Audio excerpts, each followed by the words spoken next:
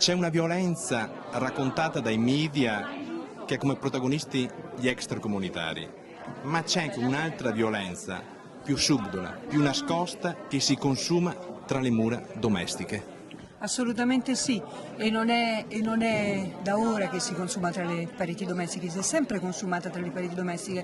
Adesso però le cose stanno cambiando perché comunque c'è l'impulso, c'è l'intendimento a denunciare da parte di tante donne che si vanno informando e formando. Ormai la scolarizzazione femminile, voglio dire, è passato un secolo, sono passati 100 anni da quando è cominciata la scolarizzazione di massa delle donne.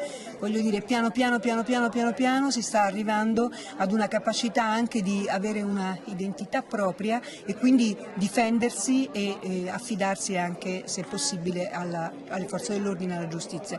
È vero che ci sono delle difficoltà a far questo, ma è vero che le donne sempre di più le superano e trovano sempre di più delle associazioni femminili che si alleano per aiutarle concretamente. Quindi alle donne che si trovano in situazioni di difficoltà io dico attenzione, perché potete trovare intorno a voi dei punti di riferimento femminili, delle associazioni che vi aiutano a tutelarvi, vi difendono in caso di conflitto penale, vi ospitano con i figli, cioè c'è tutto un lavoro intorno a questa possibilità delle donne.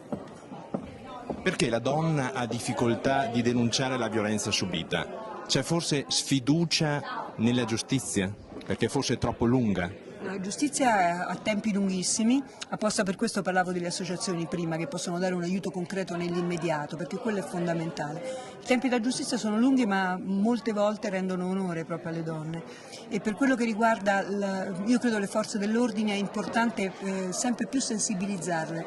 Un'opera di formazione dei formatori delle forze dell'ordine, formazione delle persone che possono entrare in contatto proprio tra le forze dell'ordine, i carabinieri, la polizia, a contatto con le persone, le donne, l'86% si diceva in questo convegno, l'86% di quelle che denunciano perché sono donne, il resto sono anche uomini, ma l'86% sono donne, bene, dovrebbero trovare un'accoglienza proprio immediata, dovrebbero essere ascoltate, dovrebbero trovare tutela. Molte volte trovano chi le sconsiglia, chi le disincentiva. Invece non bisogna farsi disincentivare, bisogna comunque chiedere che, per esempio, abbiamo sentito in questo convegno che c'è l'istituto dell'ammonimento. Ecco, il fatto di ammonire può essere di ammonire chi minaccia, chi all'interno della famiglia compie delle azioni assolutamente di strapotere o di violenza, eccetera, potrebbe essere qualcosa che aiuta le donne magari a non denunciare